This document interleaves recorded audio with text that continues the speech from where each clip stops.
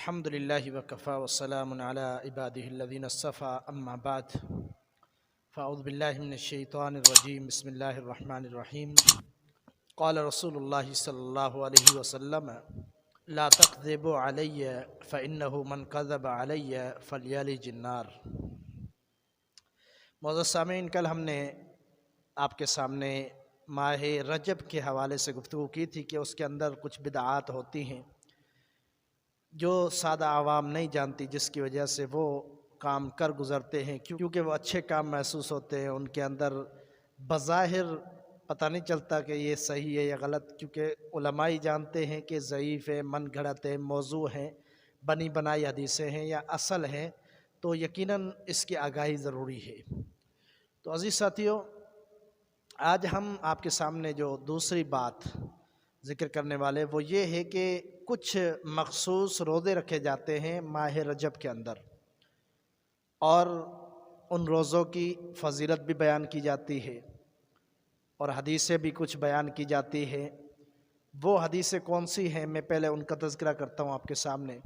ایک حدیث کے مثلاً الفاظ ہیں، رجب کا مہینہ بڑا ہی عظیم مہینہ ہے، اس کے اندر جو بندہ ایک روزہ رکھتا ہے اس کے لیے 1000 سال کے روزے لکھ دیے جاتے ہیں، اور جو 2 دن کا روزہ رکھے اس کے لیے 2000 سال کے، اور اسی طرح 3 دن روزہ رکھنے والا اس کے لیے 3000 سال کے روزے لکھ دیے جاتے ہیں۔ اور پھر آگے الفاظ یہ ہیں کہ جو 7 دن کے روزے رکھے اس کے لیے جہنم کے دروازے بند کر دیے جاتے ہیں، جو 8 دن روزے رکھے اس کے لیے جنت کے 8 دروازے کھول دیے جاتے ہیں، جس سے داخل ہونا چاہے داخل ہو جائے۔ اور جو 15 دن کے روزے رکھے اس کے سارے گناہ معاف کر دیے جاتے ہیں، پھر وہ دوبارہ سے نیکیاں شروع کرے، اور جو اس سے زیادہ رکھے اس کے لیے اس سے بڑھ کر اجر ہے۔ ایک یہ حدیث بیان کی جاتی ہے۔ ایک دوسری روایت بیان کی جاتی ہے کہ جس نے رجب کے مہینے کے اندر ایک روزہ رکھا اور اس میں 4 رکعتیں نماز پڑھی، ان کے اندر پہلی رکعت کے اندر 100 مرتبہ آیت الکرسی اور دوسری رکعت کے اندر 100 مرتبہ سورۃ اخلاص قل هو اللہ احد یہ پڑھی، تو ان کا اجر کیا ہے؟ ان کا اجر یہ ہے کہ دنیا کے اندر ہی اس کو جنت کا ٹھکانہ دکھا دیا جاتا ہے۔ اور تیسری حدیث ایک بیان کی جاتی ہے، اس کے اندر یہ الفاظ ہیں کہ جس نے 3 دن روزہ رکھا رجب میں اس کو 1 مہینے کے برابر اجر ملتا ہے۔ تو اس طرح کی احادیث پیش کی جاتی ہے، حالانکہ یہ احادیث جو پیش کی جاتی ہیں یہ ساری موضوع اور من گھڑت ہیں۔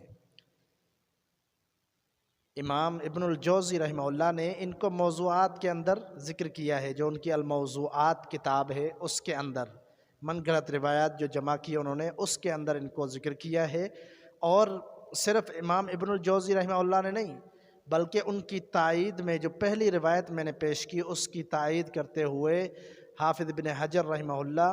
اسی طرح امام ذہبی رحمہ اللہ، امام سیوطی رحمہ اللہ، ان سب نے تصدیق کی ہے کہ پہلی روایت موضوع من گھڑت روایت ہے، اور دوسری روایت جو پیش کی گئی، تیسری روایت جو پیش کی، ان سب کے بارے میں محدثین کے اقوال ہیں کہ یہ موضوع من گھڑت روایتیں ہیں، شریعت سے ان کا کوئی تعلق نہیں ہے۔ اور امام شوکانی رحمہ اللہ فرماتے ہیں کہ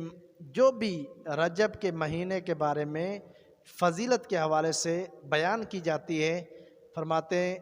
کلہ موضوع و ضعیف لا اصل لہ، وہ ساری کی ساری موضوع ہیں، من گھڑت ہیں، ضعیف ہیں، ان کی کوئی اصل نہیں ہے، کوئی حقیقت نہیں ہے، ان کی کوئی ان کی سند نہیں ہے، کچھ راویوں کا پتہ نہیں۔ یہ امام شوکانی رحمہ اللہ کا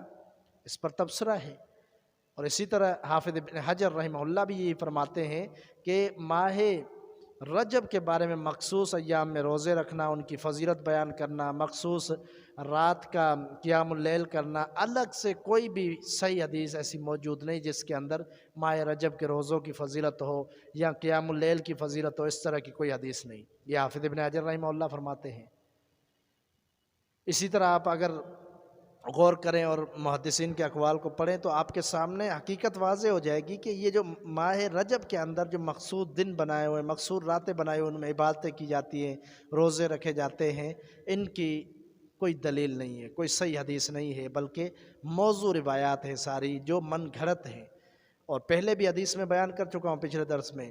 اور ایک اور حدیث صحیح بخاری کی نبی صلی اللہ علیہ وسلم نے فرمایا لا تکذب علی فإنہ من کذب علی فلیلج النار، فرمایا کہ مجھ پر جھوٹ نہ بولو، جو مجھ پر جھوٹ بولے گا وہ ضرور جہنم میں داخل ہوگا۔ تو یہ جھوٹ ہی ہے، ایک من گھڑت روایت ہے، جب واضح ہو جائے پھر بھی ہم اس کو بیان کرتے رہیں اور لوگوں کے سامنے پیش کریں، ان کو ترغیب دلائیں۔ جب جھوٹی روایت ہے جس کی کوئی اصل نہیں، سند نہیں ہے، تو پھر ایسی روایت کو بیان کرنا انتہائی بڑا گناہ ہے، کبیرہ گناہ ہے۔ تو اس لیے بچنا چاہیے اور اپنی تحقیق کے دائرے کو بڑھانا چاہیے کہ میں جو عمل شروع سے کر رہا ہوں، بچپن سے کر رہا ہوں، کیا یہ عمل صحیح بھی ہے یا نہیں۔ ایک دفعہ ضرور اس کو چیک کریں، بار بار چیک کریں اپنے عمل کو، کوئی بھی عمل ہے اس کو چیک کریں۔ اور اس کے علاوہ اگر دوسری بات دیکھی جائے تو جو مخصوص جو سنت سے ثابت روزے ہیں، مثلا ایام بیز کے روزے ہیں، 13، 14، 15 اسلامی تاریخ کے، اسی طرح روزے ہیں جمعرات اور پیر کو نبی صلی اللہ علیہ وسلم کے سنت ہے روزہ رکھنا، تو اس طرح کے روزے رکھے جا سکتے ہیں۔ لیکن جو اپنے طور پر جو مخصوص ان حدیثوں کو، جو موضوع من گھڑت روایتیں ہیں، ان کو پیش نظر رکھ کر، ان کو دیکھ کر، ان کے مطابق عمل کرتے ہوئے کوئی روزے مخصوص رکھنا، ان کی کوئی اصل نہیں ہے اور یہ کوئی شریعت سے اس کا ثبوت نہیں ہے۔ اللہ تعالی ہر قسم کی بدعت سے ہمیں محفوظ رکھے۔ وما توفیق الا باللہ علیہ توکلت و الیہ انیب۔